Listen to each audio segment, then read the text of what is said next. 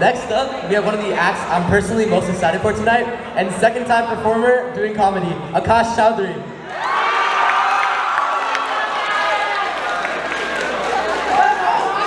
Oh, thanks so much, hey, my name's Aakash. It's great being here, it's great being here at the show. Last year, this show was actually criticized for having too many performers that were like really attractive and really talented because it made people feel insecure about themselves. When I told ASP that I would be performing this year, they said, that's more like it. My name's Aakash. I think I have a relatively easy to pronounce name, but I feel like Indian people shouldn't be able to complain that our names are hard to pronounce, because like ultimately, we're the ones who made those names, right? Like that one's kind of on us. Like on one hand, Indian people are like, oh, all these white people can't say my name, and then on the other hand, they're like, here's my son, Balasubramanian Sri Krishnamurthy. What are we doing here? And the poor white teacher's reading it on the attendance and like, do we have a Balasubramanian? And then like whenever you correct them, they act like they're writing the phonetic spelling, but everyone knows they're just writing, call this guy Buddy from now on.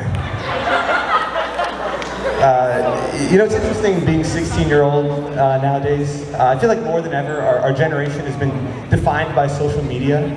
I've made a lot of fun of girls on social media, so I want to do that again, but people like that I call out the truth, Like since I was a kid, people have always called me, quote, a weak woman slayer, unquote. But they always forget to use the word slayer. It's one of those weird collective memory issues.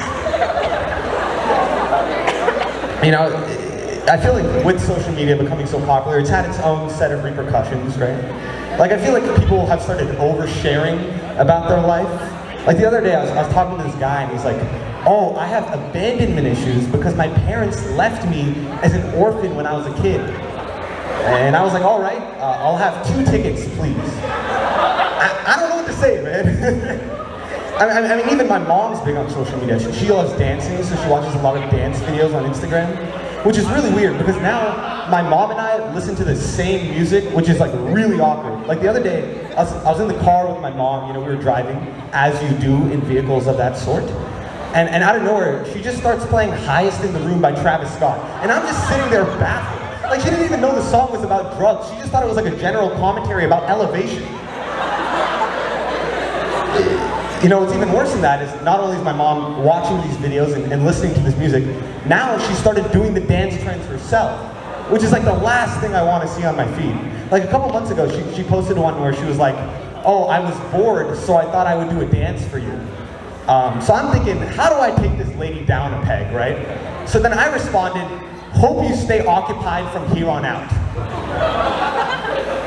I make a lot of fun of my mom, but she's very supportive of me. She'll be like, oh, perform at a funeral home. They're so sad there, they need someone like you. And I'll be honest, I tried it. I did try it. I performed for this guy's grandma's funeral, and I did my set. And I'll be honest, the audience didn't really like it, but the grandma, she was dead, bro. It's tough to joke in a setting like that. What do you even talk about, right? It's like, like what has 2 legs, 2 arms, and recently lost the ability to breathe.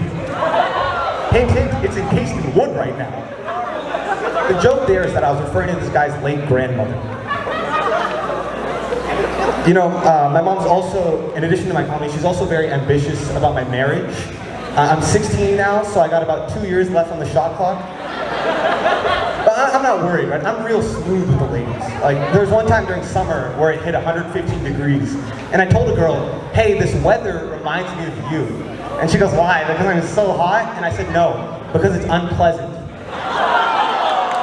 Women, they want a bad boy. They want a bad boy. It's just the truth. And you might think that's disrespectful, you might think that's rude, but I saw an ad on my computer that said that numerous Russian women in my area were interested in me. Long story short, I have 7 restraining orders and a computer virus. Things are not going well. I see some pretty wild ads. Like I saw an ad for an Am I Gay test on my computer. And it's like, I feel if you're at the point where you're taking an Am I Gay test, odds are you are. Like, just admit it. So I'm taking this test, right?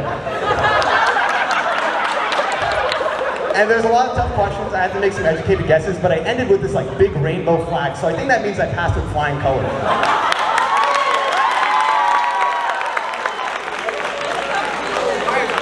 You know, now there's also this age of political correctness, which has been a topic of controversy.